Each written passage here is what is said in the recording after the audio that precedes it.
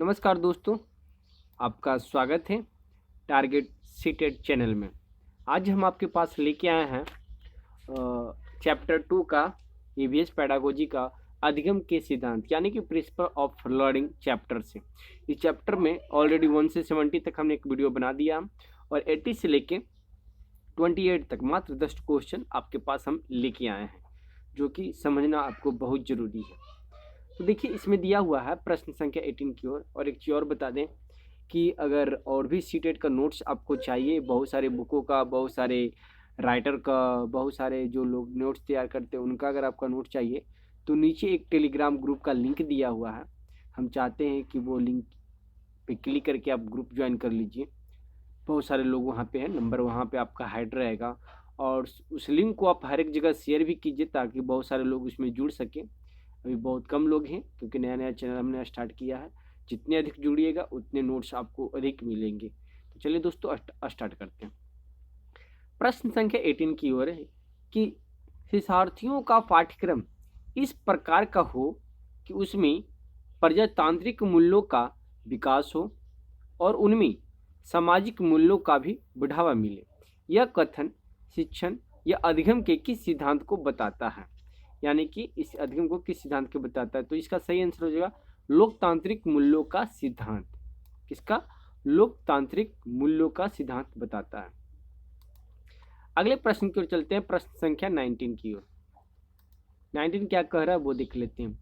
पर्यावरण की कक्षा में बच्चों के पर्यावरण संबंधी ज्ञान की परख के लिए निम्नलिखित में से क्या करना बेहतर होगा? बहुत महत्वपूर्ण क्वेश्चन है कि पर्यावरण की कक्षा में बच्चों के पर्यावरण संबंधी ज्ञान की परख के लिए निम्नलिखित में से क्या करना बेहतर होगा? बच्चों को पर्यावरण पर एक निबंध लिखने के लिए कहना? जी नहीं, ये तो हो ही नहीं सकता है। जल, भूमि, हवा इत्यादि तथा इनकी उपयोगिता के बारे में सामान्य प्रश्न पूछना? जी हाँ, अगर हम बच्चों से जल, भूमि, हवा इत्यादि तथा इनकी उपयोगिता के बारे में समान प्रश्न पूछना चाहते हैं तो बच्चों में जिज्ञासा उत्पन्न होगा और इससे वो पर्यावरण के बारे में बेहतर तरीके से सीख सकता है। इसलिए इसका सही आंसर 2 हो जाएगा, बिल्कुल सही और सटीक। अगर आपको चारों में से कोई ऐसा ऑप्शन लगे कि इस ऑप्शन से नहीं बच्चों को सही ज्ञान की चीज़ मिल रही है तो वो ऑप्शन पे आप आराम से आंख बंद करके टिक लगा सकते हैं। अगले प्रश्न की ओर चलते हैं, प्रश्न संख्या 20 की ओर। 20 क्या कर रहा है वो देख सकते हैं। पर्यावरण बालक के भाषाई विकास में किस प्रकार सहायक होता है? बहुत महत्वपूर्ण है कि पर्यावरण बालक के भाषाई विकास में जो उसका महत्वपूर्ण मातृभाषा होता है वो किस प्रकार सहायक होता है? तो बालक में अनुकरण द्वारा भाषाई विकास होता है, यानी कि वो सीखने के द्वारा, और अनुकरण के लिए विभिन्न क्रियाकलाप एवं सामग्रियां उसे पर्यावरण ही उपलब्ध कराता है। यानी कि जो बच्चे किसी दूसरे के द्वारा, यानी अनुकरण में दूसरे के द्वारा सीखना भाषाई विकास होता है और अनुकरण के लिए विभिन्न क्रियाकलाप एवं सामग्रियां उसे पर्यावरण से ही उपलब्ध होता है। ये एक महत्वपूर्ण ऑप्शन है, आगे बढ़ने की आवश्यकता नहीं, ये चीज़ आप लोग समझ गए होंगे। प्रश्न संख्या 21 की ओर चलते हैं। 21 वो क्या कह रहा है वो देख लेते हैं। पर्यावरण अध्ययन कक्षा कस्मी सीखने की प्रक्रियाओं में विद्यार्थियों को, इसका पूरा सेंटेंस पूरा करना है तो एक बार आप समझ लीजिए कि क्या कह रहा है। पर्यावरण अध्ययन कक्षा कस्मी सीखने की प्रक्रियाओं में विद्यार्थियों को पूरी पाठ्यपुस्तकों को ध्यान से पढ़ने और महत्वपूर्ण पंक्तियों को चिन्हित करने के लिए करना चाहिए? जी नहीं, ये गलत है। कक्षा में होने वाली चर्चाओं पर नोट्स बनाने के लिए कहना चाहिए? जी नहीं।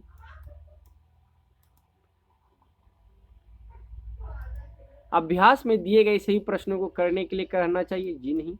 सीखने और उनसे अपेक्षित प्रतिक्रियाओं पर मनन करवाना चाहिए, यही इसका सटीक आंसर हो जाएगा कि बच्चों उनसे सीखे। प्रश्न था कि पर्यावरण अध्ययन कक्षा कक्ष में सीखने की प्रक्रियाओं में विद्यार्थियों को सीखने और उनसे, यानी कि जो बच्चे सीखे हैं और सीखे हुई चीज़ों से, यानी कि उनसे अपेक्षित प्रतिक्रियाओं पर, जो क्रिया आएगा उस पर प्रतिक्रियाओं पर मनन करवाना चाहिए। इससे बच्चा क्या होता है कि बेहतर तरीके से और सीख पाता है। प्रश्न संख्या 22 की ओर चलते हैं। 22 क्या कह रहा है वो देख लेते हैं। प्रश्न है, उत्तर तकनीक पर्यावरण अध्ययन के शिक्षण में काफ़ी प्रभावी हो सकती है, क्योंकि डॉट डॉट को सुनिश्चित करती है, यानी कि किसे सुनिश्चित करती है। प्रश्न एक बार फिर दोहरा देते हैं, प्रश्न उत्तर, ये दोनों चीज़ याद रखिएगा। प्रश्न उत्तर तकनीकी पर्यावरण अध्ययन के शिक्षण में काफ़ी प्रभावी हो सकती है, क्योंकि यह को सुनिश्चित करती है। किसे सुनिश्चित करती है? अधिक अनुशासित क्रिया कक्षा को, जी नहीं, विद्यार्थियों द्वारा सक्रिय सहभागिता को। सही आंसर, इसका सही आंसर हो जाएगा, क्योंकि यह विद्यार्थियों द्वारा सक्रिय सहभागिता को सुनिश्चित करती है। किसे सुनिश्चित करती है? सक्रिय सहभागिता को। ये आपका कीवर्ड है, याद रखिएगा ये सब। बाकी तो हो नहीं सकता। परीक्षा को लेकर बेहतर तरीके से करने संबंधी विद्यार्थियों की योग्यता, ये भी नहीं हो सकता। विद्यार्थियों द्वारा अच्छी तैयारी के साथ कक्षा में आना, ये भी नहीं हो सकता। तो सही आंसर इसका 2 हो जाएगा। अगले प्रश्न की ओर चलते हैं, प्रश्न संख्या 23 की ओर।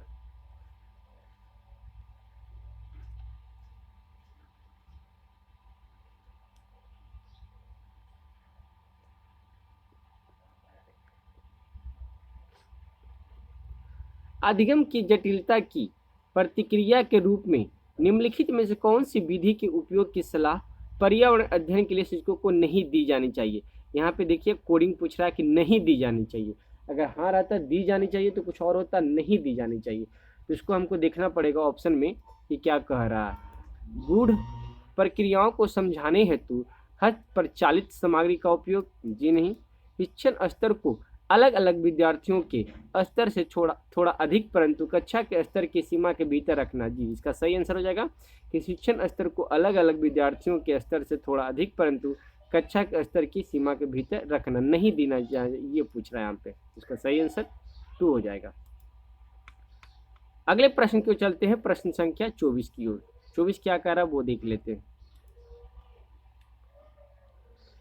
24 कह रहा है कि बच्चों के व्यक्तिगत अनुभवों को महत्व देने से पर्यावरण अध्ययन की कक्षा में शिक्षकों को क्या लाभ मिलता है। यानी कि अगर हम बच्चों को व्यक्तिगत अनुभव यानी खुद के अनुभव को महत्व देते हैं पर्यावरण के अध्ययन की कक्षा में, तो क्या लाभ मिलता है? बच्चों के विशिष्ट अनुभवों को जगाने में, जी नहीं। बच्चों की भाषा और संप्रेषण कुशलताओं को सुधारने और परिमार्जित करने में, जी नहीं। उसकी ऊर्जा बचाने में, क्योंकि उसकी ऊर्जा बचाने में क्योंकि बच्चे बातचीत करना पसंद करते हैं, जी नहीं। ऑप्शन बचा 4। विषय को बच्चों के अनुभव, जो विषय के जो बच्चों के अनुभव हैं संसार से जोड़ने और विमर्श व सीखने को बढ़ावा देने में। तो इसका सही आंसर सटीक हो जाएगा 4। देखिए पैडागोजी जो होता है साइकोलॉजिकल क्वेश्चन होता है, इसमें आपको सबको ऑप्शन लगेंगे कि सही है, लेकिन जो सही और सटीक आंसर होता है वही उस पर आपको टिक लगाना। तो इसका सही सटीक आंसर 4 हो जाएगा। विषय को बच्चे के अनुभव संसार से जोड़ने और विमर्श व सीखने को बढ़ावा देने में। अगले प्रश्न की ओर चलते हैं, प्रश्न संख्या 25 की ओर। निम्नलिखित कथनों पर विचार कीजिए। अब यहाँ पे कुछ कथन दिए हुए हैं, उस कथन पे हम लोग को विचार करना है कि कौन सा कथन सही है। यहाँ पे पूछा जा रहा है कि कौन सा कथन सही है।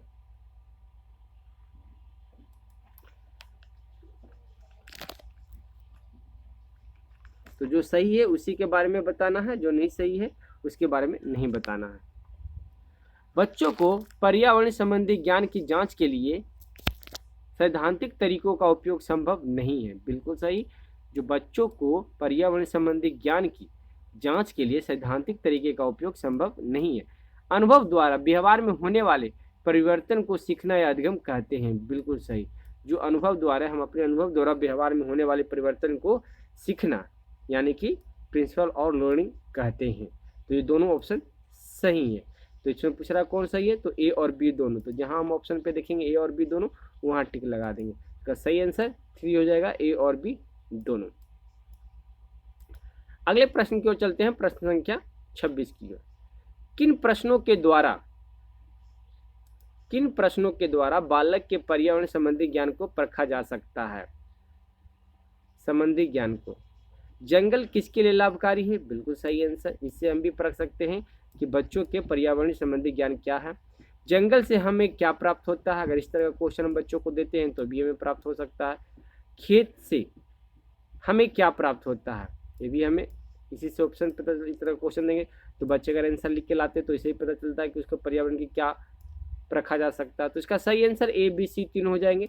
तो जहाँ तीनों ऑप्शन होगा वहाँ हम लोग टिक लगा लेंगे। इसका सही आंसर ए बी सी 4 हो जाएगा। अगले प्रश्न की ओर चलते हैं, प्रश्न संख्या 27 की ओर।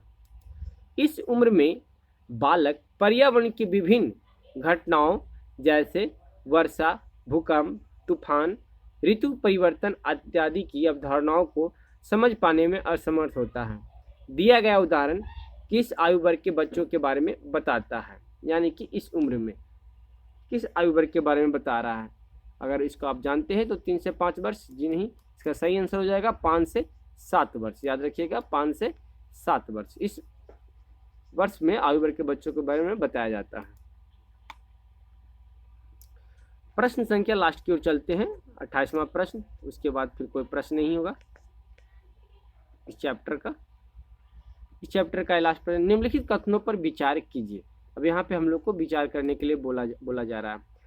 8 से 14 वर्ष के बच्चों में अपने परिवेश के महत्व की समझ विकसित हो जाती है। बिल्कुल सही, 8 से 14 वर्ष के जो बच्चे होते हैं उसमें अपने परिवेश को महत्व समझ विकसित हो जाती है।